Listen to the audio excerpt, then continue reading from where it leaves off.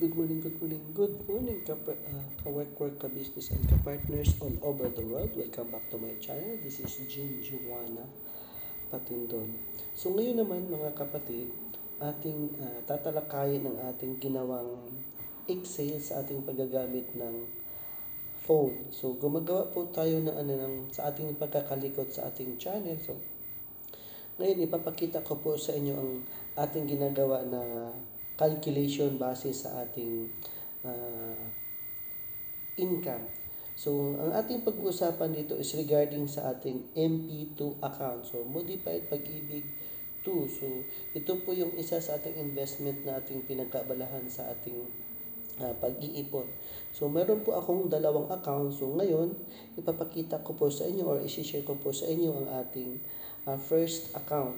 So, nung tayo po ay nag-open, nagsimula po siya ng year 2019. So, kasagsagan po ng pandemya. So, ngayon, magmamature po siya ng 2024. Dahil hindi po tayo uuwi, so kailangan natin paabutin ng additional 1 or 2 years. So, sa ating pagkakalculate, base sa ating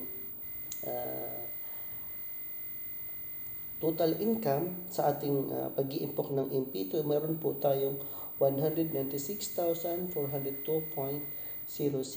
So ngayon, nasa third year na po tayo, 23 at saka 24 or 40 years. So magmamature niya, sabi ko magmamature siya ng 2024.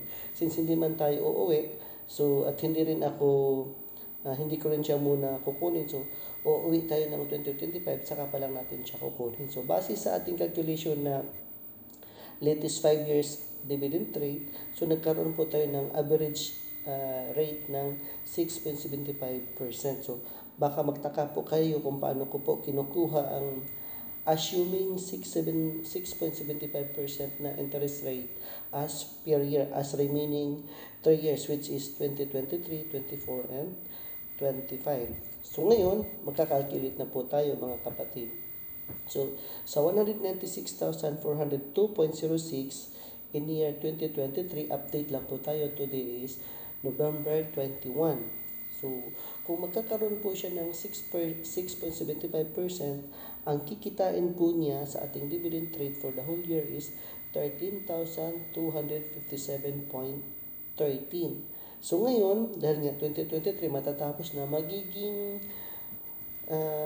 tawag dito, principal amount po siya pagdating ng 2024. So, sa 2024 naman, mula sa 196,000, i-add lang natin siya. So, magiging 209,659.19. Ganun din ang sistema. I-multiply lang po natin ng 6.75. Ang dividend income po natin or interest is 14,151.99.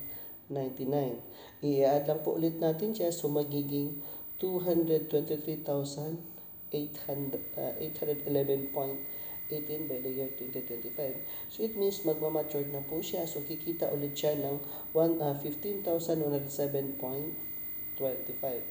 So, kung tayo po ay papalarin at makapagbakasyon, i-withdraw natin at saka i-open natin ulit, ang maaari ko pong makiklaim na total amount or total savings natin or total earnings, 238,918.70 na tumataginting dahil tax-free po siya. So, buong-buo po talaga natin siyang makukuha. It's either mataas pa ang ating makukuha or mas maliit. Kasi nga, assuming lamang po ito base sa ating latest 5 years calculation sa 6.75%. So, kung halimbawa 6%, mas mababa. Kung halimbawa 7%, thank you Lord. Dahil nga mas marami na po tayong mga borrowers na nag-grant ng kanilang panghihiram at saka marami na pa rin po tayong mga Filipinos na new enrollees.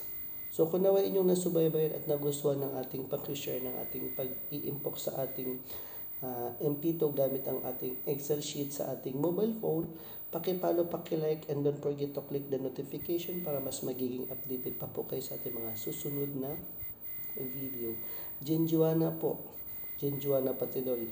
And don't forget to skip the ads. Because dyan po tayo aangat ang ating algorithm.